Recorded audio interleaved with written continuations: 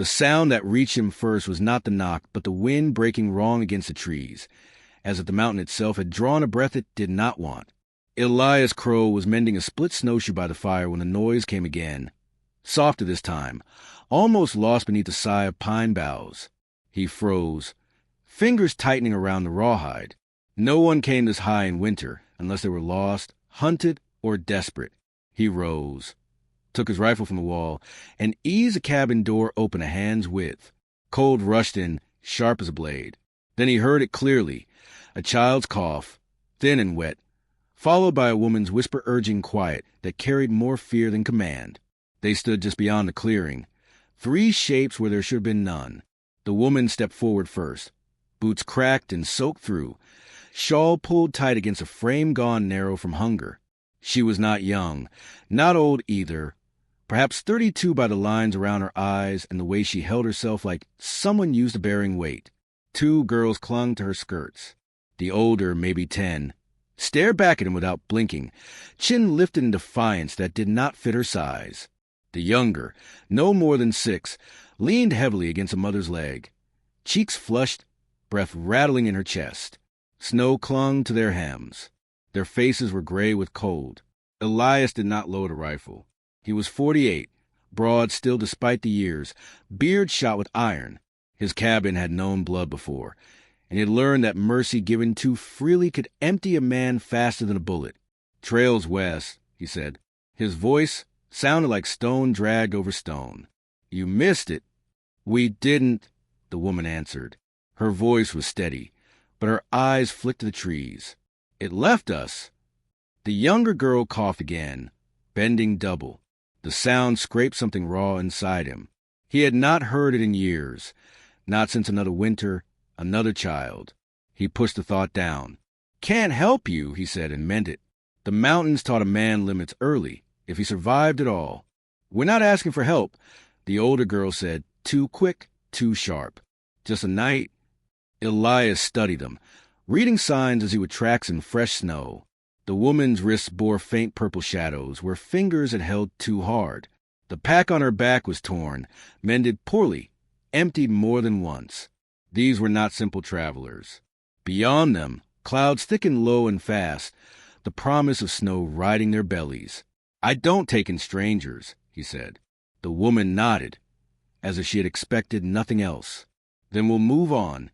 She turned, guiding the girls back toward the timber. The younger stumbled, knees buckling. She went down without a sound. Elias swore under his breath. The wind shifted, carrying the scent of sickness and fear. He waited, counting heartbeats, listening for reason to stay silent. None came. He stepped forward, grabbed the child under the arms, and felt how light she was. Too light. "Just till morning," he said, already turning. "After that, you go." Inside the cabin, the fire crackled louder, as if protesting the intrusion. Elias set the child on his bed and wrapped her in a blanket that still smelled faintly of cedar and smoke. The woman hovered, hands twisting, while the older girl took in every corner with sharp, measuring eyes. The place was spare. Table, chair, bunk, tools hung with care. No softness lived there. "I'm Mara," the woman said quietly. "These are Ruth and Lila." Elias grunted. Names were dangerous things. He ladled water into a tin cup, added a pinch of dried willow bark, and pressed it into Mara's hands. "Make her drink slow." Ruth watched him. "You alone?" "Yes." "Always." He met her gaze. Something in it reminded him of himself at that age, too aware of the world's teeth. "Enough," he said. Outside, the light failed early. Snow began to fall in earnest, thick and heavy, muting the world. Elias barred the door, more from habit than trust. He noticed the way Mara relaxed a fraction at the sound, then stiffened again, as if ashamed of the relief. She fed Lila small sips, murmuring nonsense that carried warmth better than the fire. "You're being followed," Elias said at last. It was not a question. Mara's mouth tightened. "We were? Still are." Ruth shifted closer to her mother. "Papa said it wouldn't stop." The word hung between them. "Papa." Elias felt it like a blow. He turned away, busied himself with the stove. "Who?" "Men from the river camps," Mara said. "They said my husband saw something he shouldn't have. He wouldn't lie for them. They beat him. Then they shot him and said it was an accident." Ruth's nails dug into her palm. "They burned our wagon." Silence filled the space, broken only by Lila's breathing. Elias checked the window, scanning the tree lean. He had known men like that. The frontier grew them like rot. "If they find this place," he said, "they won't leave witnesses." "I know," Mara said. "That's why we'll go at first light." Elias studied her then, really looked. She was afraid, yes, but there was iron under it. A woman who had already lost everything worth losing and kept moving anyway. He poured himself coffee gone bitter with age and drank it cold. "You sleep?" he said. "I'll keep watch." Ruth hesitated. "Why?" He shrugged. "Because night's worse alone." The storm thickened, pressing against the cabin like a living thing. Hours passed measured by the fire's rise and fall. Elias sat by the door, rifle across his knees, listening to the world breathe. Memories crept in despite his efforts. A woman's laugh, a child's weight on his shoulders, fever burning through a small body, while he held useless herbs and prayed to a sky that did not answer. He had chosen this life because it asked nothing of him. Tonight asked more. Near midnight, the sound came again, unmistakable this time. Hoofbeats, careful, spread wide. Elias's jaw set. He eased the window, saw shadows moving where none should. He glanced back at the bed. Lila slept fitfully, color still wrong. Mara met his eyes, understanding passing without words. Ruth's hand found a knife she had hidden in her boot. Elias lifted a finger to his lips. He moved with the practiced silence of man who had survived by noticing what others missed. The first knock struck wood, hard and deliberate. A voice followed, smooth and false. "Evening. We're lost." Elias did not answer. He cocked the rifle, the sound loud in the stillness. Outside, a man laughed softly. "Now, there's no need for that." Mara's breath hitched. Elias felt the weight of the choice settling fully on him. He could open the door, send them away, buy himself peace with betrayal. Or he could stand, and whatever followed would follow all of them. He took a step toward the door, squared his shoulders, and spoke. "You picked the wrong mountain." The words felt like crossing a line he had drawn years ago. Outside, the laughter stopped. The snow kept falling, indifferent. Elias thought of the morning that might come or might not, and of the fact that for the first time in a long while, he was not alone in the dark. Whatever happened next. The mountain had already been changed by a single knock and a man's refusal to turn away.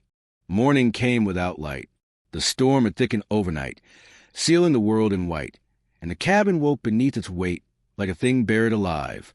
Elias Crow rose before dawn, joint stiff, ears straining. Silence pressed hard, broken only by the wind whirring the eaves. He checked the door first, then the window. Tracks circled the clearing, half filled with snow, but clear enough to read. Horses, spread wide, men who knew how not to ride close. His jaw tightened. They had not left. Behind him, Mara stirred. She sat up slowly, eyes already searching his face. She did not ask. She saw the answer written there. Ruth was awake too, wrapped in her blanket-like armor, watching the rifle in Elias's hands. Lila slept on, breathing shallow but steadier than the night before. "They waited," Mara said softly. "They're patient," Elias replied. "Means they're confident." He shouldered his pack and began gathering what they could carry. The cabin had become a marker now, a place the men outside would return to with daylight and numbers.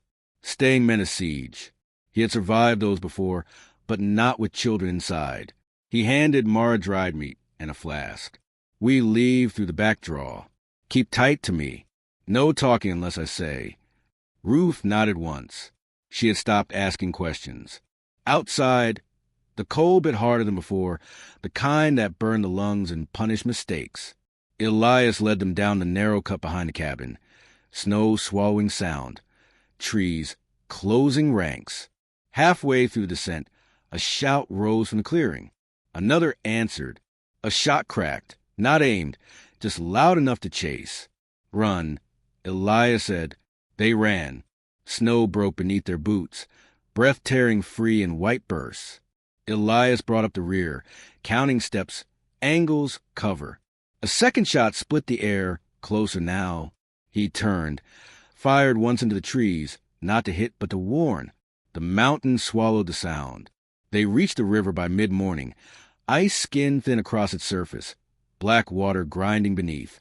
Elias tested it with his boot. "We cross," he said. "They won't risk horses here." Mara hesitated. "Lila, I'll carry her."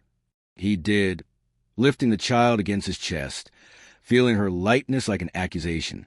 Ruth went first, arms out, feet sliding. The ice groaned but held. Halfway across, it cracked. Mara slipped, water surging up around her legs. Stealing breath. Elias lunged, caught her wrist, hauled her clear as the ice shattered behind them. They did not stop running until the trees swallowed them whole. They climbed until the wind thinned and the world fell quiet again. Elias found a stand of rock where the snow drifted shallow and called a halt. Lila burned hot now, fever rising with the exertion. Mara pressed her cheek to her daughter's forehead, fighting panic with will alone. "She won't last another night like this," Mara said. Her voice did not shake. Her hands did. "There's an old trapping post north," Elias said. "Roof's half gone, but it'll break the wind. I've herbs there. Might help." Ruth watched him closely. "Why are you doing this?" Elias met her eyes. "Because leaving you won't save me." They moved again, slower now. By afternoon, the sky clear, hard, and bright, cold enough to make the snow squeak underfoot.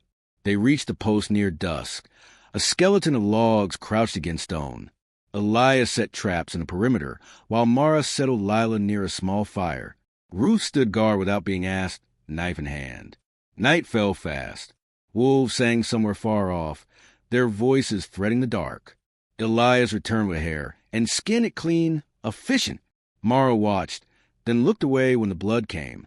She stirred broth with hands that trembled only when she thought no one saw. Later, when Lila slept, Elias spoke quietly. "Your husband, what did he see?" Mara stared into the fire, gold being moved without marks. Men who weren't supposed to be there. He said it meant someone powerful was stealing from the camps. He said he'd tell. Ruth's voice cut in, sharp. "They killed him for it." Elias nodded. "Men like that won't stop. They'll burn every trail behind them." "Then what do we do?" Mara asked. Elias thought of the cabin, of the life he had chosen because it asked nothing and gave none. He thought of a fevered child breathing against his ribs. "We keep moving," he said. "And if they catch us, we make them pay for every step." A howl rose closer this time. Ruth stiffened. Elias rose, rifle in hand. Eyes glinted beyond the firelight, low and patient. Wolves. Hungry but wary. Elias fired once into the dark. The pack scattered, shadows dissolving. The echo rolled away. Mara exhaled a breath she had been holding for years. She looked at him then, really looked. "You've lost people," she said. Elias did not answer. He fed the fire and watched the sparks climb into the night. They were woken before dawn by the sound Elias had been waiting for. Horses. Close. Too close. He cursed softly. The men had crossed the river after all. He shook Mara awake. "We won't outrun them now." Ruth's face was pale but set. "Tell me what to do." Elias studied the ground, the rocks, the narrow pass beyond. "You take your sister and go low. Follow the creek till it bends east. Don't stop. I'll lead them away." Mara shook her head hard. "No, there isn't time." She stepped closer, voice fierce and low. "I've run enough. I won't leave you to die." For a heartbeat, something broke open in him. Then he nodded once. "Then stay behind me." The men rode into view, 5 of them, coats dark, faces hard. The one in front smiled. "You're a long way from town," he called. Elias raised his rifle. Far enough. The first shot rang out. Then the world fractured into noise and motion. Elias fired, moved, fired again. One horse went down screaming. Ruth pulled Mara and Lila behind the rocks as bullets chewed stone. A man charged on foot, too fast. Elias met him with the butt of the rifle, felt bone give. Another came at his side. Mara screamed. Elias turned fire point blank. The man fell. Silence crashed down, broken by wind and blood in the snow. 2 riders fled. 3 lay still. Elias dropped to one knee, breath ragged. A bullet had torn his arm, blood soaking the sleeve. Mara was at his side instantly, pressing cloth hard. "You're hurt." He shook his head, still standing. Ruth stared at the fallen men, then at Elias. Something in her eyes changed, hardened into understanding. Lila stirred, coughed weakly, then settled. They did not linger. By midday, they were moving again, slower now, bound by injury and choice. Elias felt the weight of it settle into him, heavy and right. He had drawn a line and stepped over it. Whatever waited ahead would be faced together. Behind them, the mountain kept its silence. Ahead, the trail bent towards something like a future, fragile and hard one. Elias did not know if it would save them. He only knew he would no longer turn away. The trail bent east and climbed, thinning into stone and wind. Elias Crow felt every step in his wounded arm, the ache deep and hot, but he did not slow. He had lived too long knowing that hesitation was how men died in these mountains. The snow had eased, leaving the land stripped and sharp beneath a pale sky. Somewhere behind them, the men who survived the pass would be deciding whether vengeance was worth the climb. Mara walked close at his side, her shoulders squared despite exhaustion. She no longer asked if he was hurting. She knew. Ruth moved ahead, quiet as a fox, eyes scanning rock and shadow. Lila rode wrapped against Mara's back, small breaths warming the cloth. The child slept more now, her fever broken but leaving her fragile, like a bird that might startle and fail. They reached the ridge by noon. Below it lay a narrow valley pinched by stone, the only passage south that would keep them off the main trails. Elias stopped there, studying the lay of the land. A man could make a stand here. A man could end things. "They'll come," Ruth said. "Yes," Elias replied. "And this is where we stop running." Mara's mouth tightened. "You're planning to fight them alone." He shook his head. "No, I'm planning to finish what they started." He set to work with calm purpose, showing Ruth how to place the last of his traps, how to scatter snow to hide their teeth. She watched with fierce attention, absorbing each movement, each decision. Mara gathered stones where he pointed, her hands raw but steady. Elias saw the change in her, the way fear no longer ruled her movements. She had crossed into something harder, forged by loss and choice. The waiting was worse than the fighting. Wind whispered through the pass, carrying distant sounds. At last, shapes appeared at the far end, 3 riders moving cautiously now. They had learned. Elias settled behind a rock, rifle resting true. His heart slowed. This was familiar ground. This was what the mountains had made him for. The first rider triggered a trap. The sound of snapping steel echoed sharp and final. Chaos followed. Shots cracked. Stones shattered. Horses screamed. Elias fired once, twice, each shot placed with care. 1 man fell. Another dragged himself clear, cursing. The third dismounted and advanced on foot, smarter than the rest. Ruth held her breath. Mara pressed Lila's head against her chest. The man came fast, weapon raised. Elias stepped out to meet him, pain flaring white. They collided hard. The rifle went wide. Hands closed, grappling, breath steaming. Elias felt the old strength answer, fueled by something deeper than survival. He drove the man back, struck once, twice. The man fell and did not rise. Silence followed, heavy and complete. Elias sank to his knees. The wound in his arm had opened again, blood dark against the snow. Mara was there instantly, tying it tight. "Stay with me," she said, voice fierce with command. "I am," he answered. And for the first time, he meant more than the moment. The storm had passed, leaving the mountains silent but not forgiving. Snow melted slowly into the rocky earth, revealing jagged stones and early shoots of stubborn green. Elias Crow moved carefully down the slope, every step a reminder of his wounded arm and the night's struggle. The path behind them was littered with signs of violence. The frozen imprints of hooves, the crumpled forms of men who had underestimated a mountain man's resolve. He did not linger. Survival had taught him to respect the present, not the past. Mara followed, holding Lila against her chest. The girl was fragile still, her small body trembling from fatigue, but the fever that had haunted her had broken, leaving faint color in her cheeks. Mara's eyes were sharp, alert, scanning for any danger left in the valley, yet they also reflected an unfamiliar softness, a quiet acknowledgement that they had survived. Ruth walked beside them, carrying a small bundle of supplies Elias had gathered, shoulders squared, face hardened in the way that children who have seen too much sometimes develop, carrying maturity like armor. They approached a worn path that led to a cabin Elias had once marked for trapping, long abandoned, but structurally sound.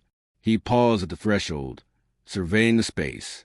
"It'll do for now," he said. "Not safe forever, but enough to rest and rebuild." Mara nodded. Pressing Lila into the warmth of the fire Elias had managed to spark with damp kindling. Smoke rose in pale spirals through the cabin's broken roof. And for a moment, the world outside seemed to pause, waiting for judgment. Elias set about mending the cabin, hauling boards and reinforcing the weak walls. He worked silently, letting Mara and Ruth attend to small tasks, gathering firewood, arranging blankets, testing herbs from his pack.